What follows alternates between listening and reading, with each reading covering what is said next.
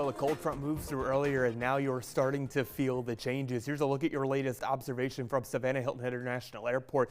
The temperatures have dropped sharply since about noon, where we had highs in the 70s for some of us.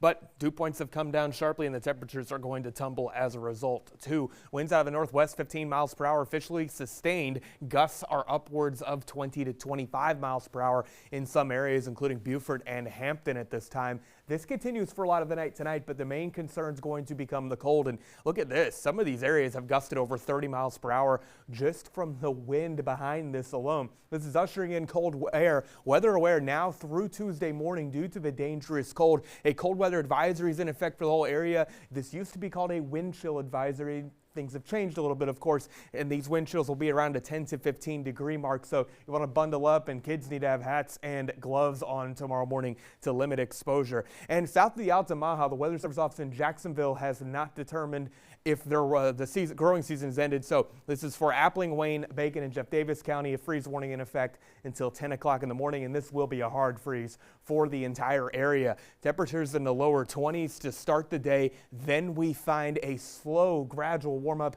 Only going to manage 40s though, and wind chills are going to be dangerous, especially out the door in the mid-teens. Some of you inland in the lower teens, even single digits possible. These wind chills only manage to climb above freezing by the time you get towards about noon or so. So you definitely want to be bundled up due to that fact. By the way, the next several hours, the winds are still going to be howling. Gusts over 20 miles per hour continue. They back off somewhat as the atmosphere does lose a little punch towards the morning, and the leading edge of the cold air mass begins to wear out. But notice cold front's well past us. Skies are clear. Strong high pressure is situated across portions of the Ohio Valley, and that will build in for the next several days. Our region is finding cold temperatures. Orlando 73. That's a far cry.